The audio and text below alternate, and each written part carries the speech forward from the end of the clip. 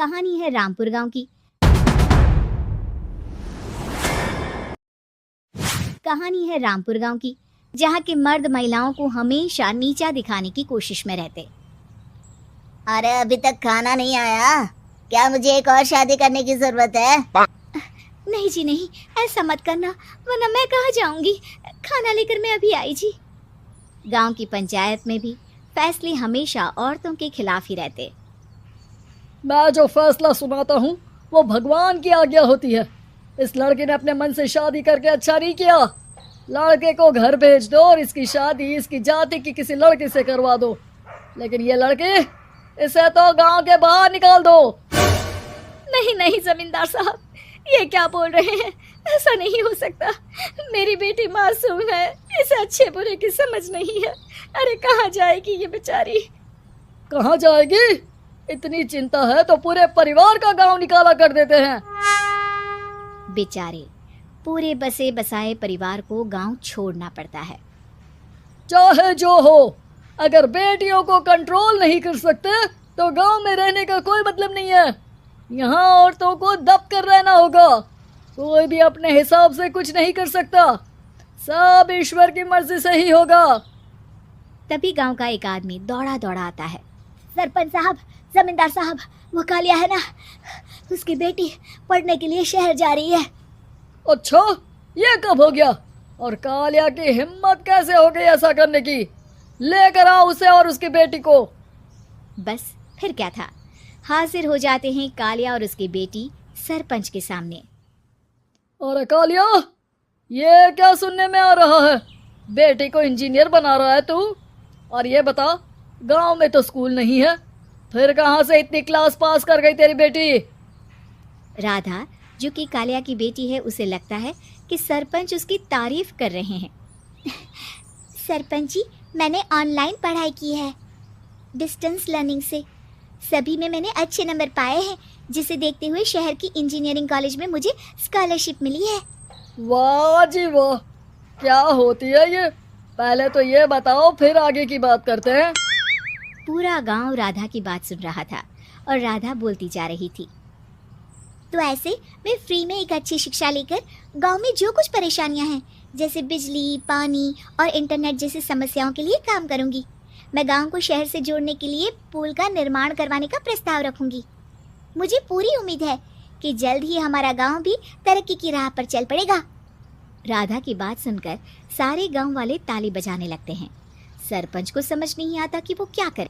चुप रह नादान लड़की, गांव के खिलाफ जाने के लिए तुझे गांव से बेदखल कर दिया जाएगा, वो भी पूरे परिवार के साथ। और हाँ, अगर ठीक से गांव में रहना चाहती है तो ये पढ़ाई लिखाई छोड़ दे। हम तेरे लिए गांव का कोई होनहार लड़का देखेंगे। तभी गांव का एक आदमी बोल पड़ता है। अरे नहीं नहीं सरपंच जी, राधा बिटिया जो बता रही है, अगर वैसा हो जाए तो हम लोगों को पैसा कमाने के लिए बाहर नहीं जाना पड़ेगा। हाँ जी, और ना ही कोसों दूर पानी के लिए भटकना पड़ेगा। हमारे बच्चे भी अच्छी पढ़ाई कर सकेंगे और आगे बढ़ेंगे, ना कि हमारी तरह खेती करते बैठेंगे।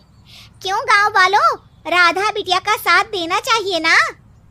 सरपंच देखता है कि गांव राधा के साथ है तो वो चुप हो जाता है। वो घर आकर अपने सलाहकार से बात करता है, जो बहुत ही चालाक किस्म का इंसान होता है। अरे सरपंच साहब, आपको बहुत ही होशियारी से काम लेना पड़ेगा। एक बार गांव तरक्की कर गया, यहाँ के बालक पढ़ लिए तो कोई ना पूछेगा आपको। और फिर ये जो बेटा और बेटी है ना आपके, इनको भी आम लोगों की तरह ही जीवन जीना होगा। हाँ, लेकिन करे तो क्या करे?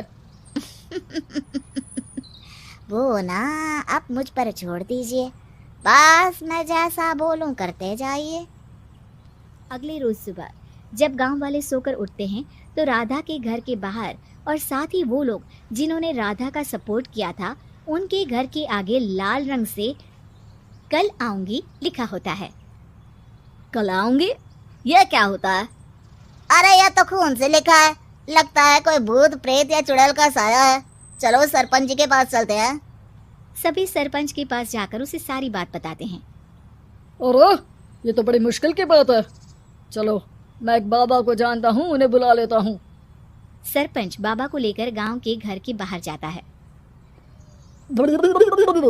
ओहो, तो ये वो चुड़ैल है जो उन लोगों को निशाना बनाते हैं जो गांव को बदलने का सपना देखते हैं। वो गांव को ऐसे ही संपन्न देखना चाहती है। वो नहीं चाहती कि कोई बाहरी यहाँ का कायाकल्प करे। क्या तुम लोगों में से किसी ने गांव को बदलने की सोच रखी है? तभी राधा की माँ रोते रोते आती है। मेरी राधा घर से गायब हो गई है। अरे कोई तो बचाओ, मेरी बच्ची कहाँ गई? ले गई वो चुड़ैल, तेरी बच्ची को ले गई। अब वो उसे श्रापित करके छोड़ेगी। उस पर चुड़ैल का साया हो जाएगा। तभी बुरी सी हालत में राधा भी वहां आ जाती है। उसके बाल चुड़ैल की तरह फैले होते हैं और कपड़ों में खून लगा होता है। सभी राधा को देखकर डर जाते हैं। माँ, पता नहीं मुझे कौन उठा कर ले गया था। अरे दूर दूर हो जा चुड़ैल, अब हम लोग इस गांव में नहीं रुकेंगे। अरे कैसे बातें कर रहे हैं आप? कल तो आप मेरे भरोसे गांव का हुलिया बदलने, अपने बच्चों को पढ़ाने और तरक्की उन्नति की बात कर रहे थे, तो आज क्या हो गया आपको? ये फिर तुम लोगों को बहकाएगी। ये चुड़ैल गांव में आ चुकी है। ऐसे ही ये तुम्हारे घर के बच्चों को भी ले जाएगी। गांव वाले राधा को गांव से बाहर निकाल देते हैं। उसके माँ बाप रोते रहते हैं, लेकिन गांव वाले नहीं मानते। मैं भी अपनी बहन के साथ गांव के बाहर रहूंगा, लेकिन वो पढ़ाई नहीं छोड़ेगी। वहीं सरपंच के घर पर सलाहकार कहता है। देखा, सांप भी मर गया और लाठी भी नहीं टूटी। लेकिन अगले ही दिन सरपंच के घर के बाहर भी वही शब्द लिखे होते हैं। और फिर सरपंच की बीवी कहती है, हमारी बेटी को किसी ने अगवा कर लिया है। तभी राधा का भाई वहां आ जाता है। अरे गांव वालों, मैंने सरपंच जी की बेटी को देखा था। वो चुड़ैल उसे उठाकर ले जा रही थी। अरे क्या मजाक कर रहे हो? नहीं नहीं सरपंच जी, आप नहीं जानते। वो चुड़ैल अब आपकी बेटी में आ जाएगी, जैसे राधा के अंदर आ गई थी। तभी सरपंच की बेटी वैसी ही हालत में वहां आती है जैसे राधा आई थी। पापा, पता नहीं कैसे मैं गायब हो गई थी। चुड़ैल, इसके अंदर भी चुड़ैल का साया है, मारो इसे। अरे नहीं नहीं, इसे भी राधा के पास गांव के बाहर ही भेज दो। अरे चुप रहो, मेरी बेटी कहीं नहीं जाएगी और चुड़ैल वुड़ैल कुछ नहीं होता है। अरे कैसे बात कर रहे हो सरपंच जी? आप तो बोल रहे थे कि आपका फैसला भगवान का ज्ञान होता है, तो अपने पर बात आई तो अब आप ऐसे बोल रहे हैं।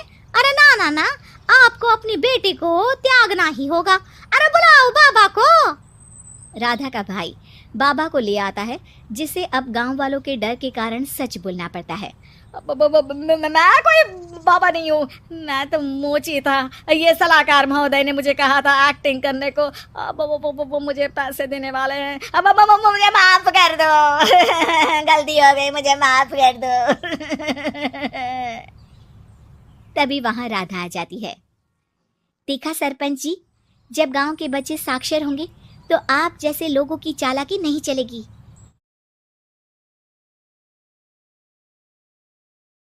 सृष्टि बचपन से ही दिखने में सुंदर नहीं थी, लेकिन अमीर बाप की बेटी सृष्टि पर उसकी माँ जान छिड़कती।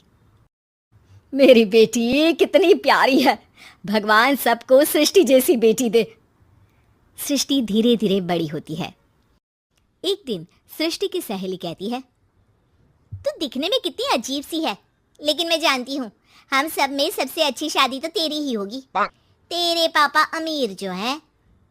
और बता नहीं सकते यार, दहेज तो हर कोई देता है, ये क्या ज्यादा ले जाएगी अपने पति के लिए? अरे बड़े शहर में कोठी है इसके पापा की। अरे पापा की है ना, कौन सी इसकी है? इसकी होती तब तो कोई भी लड़का इससे शादी कर लेता। अरे पापा की मतलब पापा की है तो मेरी ही है ना? किसने कहा? अब तेरी तो तब होगी ना जब तेरा भाई ना हो। वैसे भी शादी के बाद सारी प्रॉपर्टी भाई के नाम होती है। सृष्टि समझ जाती है कि उसे किसी भी हालत में माँ बाप की सारी प्रॉपर्टी को अपने नाम करना है, लेकिन कैसे? एक दिन सृष्टि का भाई शीनू कहता है, बहन क्या कर रही है? तुझसे एक बात करनी है। अरे हाँ हाँ करना, मैं तो तेरी बहन हूँ। बहन मेरी लाइफ में ना एक लड़की है, बहुत अच्छी है। मैं सोच रहा हूँ माँ और पापा से बात करूँ शादी के लिए। सृष्टि को समझ में आ जाता है कि भाई की शादी होते ही भाभी उसे एक दिन भी घर में बर्दाश्त नहीं करेगी। क्या बात है भाई, बताना कौन है वो? यार वो बहुत अच्छी लड़की है, पढ़ी लिखी है, मेरे साथ जॉब भी करती है। बस एक प्रॉब्लम है। हाँ प्रॉब्लम? क्या प्रॉब्लम है भाई? यार वो शादीशुदा है, लेकिन उसके पति ने उसे सिर्फ इसलिए छोड़ दिया क्योंकि उसके माँ बाप दहेज नहीं दे पाए। सृष्टि ये सुनकर न जाने क्यों खुश हो जाती है। अरे भाई तो क्या हुआ, लड़की तुझे तो पसंद है ना? शीनू को लगता है कि बहन उसे समझ रही है। वो इस बात से अनजान होता है कि उसकी बहन की मंशा पूरा घर हड़पने की है। सृष्टि अपनी माँ से कहती है, मम्मी मुझे तो बहुत चिंता है, पता है शीनू क्या कर रहा है? अरे क्या कर रहा है, वो तो काम पर जाता है और वापस घर आता है। नहीं ना माँ, वो यही तो नहीं कर रहा, बाकी सब कर रहा है। आपको पता है उससे प्यार है, और वो भी एक शादीशुदा लड़की से। ये क्या हो गया? मैं सोसाइटी में क्या मुंह दिखाऊंगी? अरे तेरे पापा तो यही कहेंगे कि मैंने ही उसे बिगाड़ दिया है। माँ देखो, मेरी बात मानो, पापा पर भी विश्वास करने की जरूरत नहीं है। अब आप ही बताओ, पापा इतनी देर घर के बाहर रहते हैं क्यों, बोलो? अरे बेटा वो तो नौकरी करते हैं ना। तू बहुत भोली है माँ, पापा का ऑफिस तो 7 बजे खत्म हो जाता है, लेकिन देखो कितनी देर से आते हैं। अरे नहीं नहीं बेटा, ऐसी कोई बात नहीं है। सृष्टि माँ को एक औरत से बात करते पिता की फोटो दिखाती है। देखो माँ कैसे हैं पापा, मैं ना कहती थी कि पापा सही नहीं है। मैं तेरे पापा से बात करूंगी, दे फोटो मुझे। ओ माँ वो तो डिलीट हो गई। लेकिन चल, तूने तो देख लिया ना, पापा से बाद में बात कर लेना, और हाँ मेरा नाम बिल्कुल मत लेना। हाँ माँ। अब क्या था, सृष्टि के माँ और पिता के बीच झगड़ा होना शुरू हो जाता है। सृष्टि के मन में क्या चल रहा था कोई नहीं जानता था। एक दिन, माँ सृष्टि के लिए एक लड़का देखा है, वो लोग शाम को उसे देखने आने वाले हैं। और हाँ माँ, एक खुशखबरी, मैं और पापा मिलकर एक नया बिजनेस ट्राई कर रहे हैं। शाम को लड़का आता है, सांवले रंग का। सृष्टि को तो बिल्कुल भी पसंद नहीं आता। लड़की की माँ कहती है, लड़की का चेहरा तो कोई खास नहीं, लेकिन अगर मेरे बेटे को आप लोग सेटल कर दें तो मैं उसकी शादी आपकी बेटी से करवा दूं। सृष्टि को लड़का बिल्कुल पसंद नहीं था। उसे भाई पर गुस्सा आ जाता है। लड़के वालों के जाने के बाद कहती है, माँ देखा शीनू मेरे लिए कैसा लड़का लेकर आया, न दिखाने लायक न सुनने लायक, सेटल भी नहीं, वो भी हम करे। अरे माँ मैं जानती हूँ ये मेरी शादी किसी भी घर में क्यों करवाना चाहता है। अरे कैसी बात कर रही है बहन, तूने तो देखा ना, लड़के को मैंने ही मना कर दिया तुझसे शादी के लिए। जिसने लड़का बताया था उसने उसकी बहुत तारीफ की थी। बात आई गई हो जाती है, लेकिन सृष्टि का मन शांत नहीं होता। क्या करूं कुछ समझ में नहीं आ रहा। मेरी शादी हो गई तो ये लोग पूरी प्रॉपर्टी शीनू के नाम कर देंगे, मेरे हाथ तो कुछ लगेगा ही नहीं। तभी सृष्टि को आइडिया आता है। वो किसी वकील को फोन करती है। जी देखिए, अगर आपके मम्मी पापा का तलाक हो जाता है तो आपके पिता की आधी प्रॉपर्टी आपकी माँ के नाम हो जाएगी, फिर उसे वो किसी को भी दे सकती है। सृष्टि अब माँ को बेटे के खिलाफ भरती है। माँ शीनू पर नजर रखा करो, वो जिस लड़की के प्यार में है ना वो शादीशुदा है। यहाँ आएगी सारा पैसा रुपया जमीन जायदाद सब हड़प लेगी। पापा का भी हाल तुमसे छुपा नहीं है। ऐसा ना हो कि मैं और आप एक दिन सड़क पर भीख मांगे। हे भगवान, मैं तो जीते जी मर जाऊंगी अगर ऐसा हो गया तो। ऐसा हो गया नहीं माँ, ऐसा ही होगा। अभी समय है, आगे का सोच लो। मैं तो कहती हूँ पापा से आधी प्रॉपर्टी लेकर अलग हो जाओ। पापा की आधी प्रॉपर्टी भी हम लोगों को अगर मिल जाती है ना तो अगले 7 जन्म सफल समझो। बेचारी माँ बेटी के कहने पर पति से तलाक लेकर अलग हो जाती है। सृष्टि अब पैसों से गाड़ी और अपने दूसरे महंगे शौक पूरे करने लगी। उसके दोस्त भी उसके पैसे इस्तेमाल करते। सृष्टि, कल तुम कहाँ थी? मैं सारा दिन घर पर अकेली थी। तो मैं क्या करूं? मैंने ठेका तो नहीं लिया है ना तुम्हें संभालने का। माँ को सृष्टि से ये उम्मीद नहीं थी। वो बैठकर रोने लगती है। वहीं उसका पति यानी कि सृष्टि के पिता आ जाते हैं। मैं जानता था कि तुम्हारा यही हाल होगा, तो आपने मुझे रोका क्यों नहीं? मैं रोकता तो तुम रुकती क्या? सृष्टि के कहने पर तुमने मुझ पर अपने बेटे पर शक किया, लेकिन तुम ये भूल गई कि कैसे हम दोनों ने मिलकर जीवन में इतना सब खड़ा किया। माँ पति के गले लग जाती है।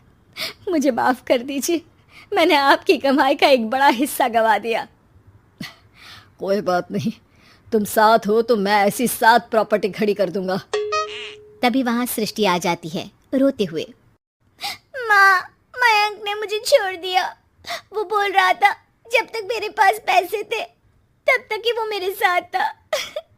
पापा, माँ, मुझे माफ कर दीजिए।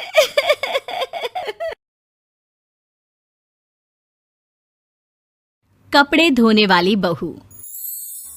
शादी के पहले से ही विभा को कपड़े धोने का बड़ा शौक था।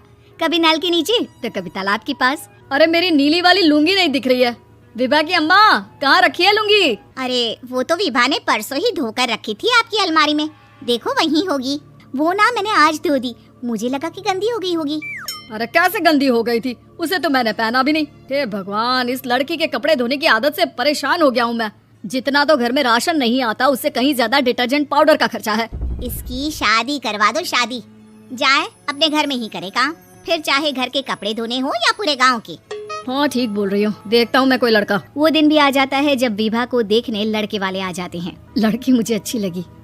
होने वाली सास कहती है, बेटी अगर कुछ पूछना है तो पूछ लो। वैसे तो हमारी लड़की बहुत ही शर्मीली है, जो बोल दो वो मान लेती है, इसे क्या पूछना होगा। अरे कैसी बात कर रही हो माँ, मुझे इन लोगों के घर रहना है, सवाल तो कई है। हाँ हाँ बेटा, पूछ लो ना, क्या पूछना है। आप लोगों के घर कपड़े कौन धोता है? सास का मुंह बन जाता है।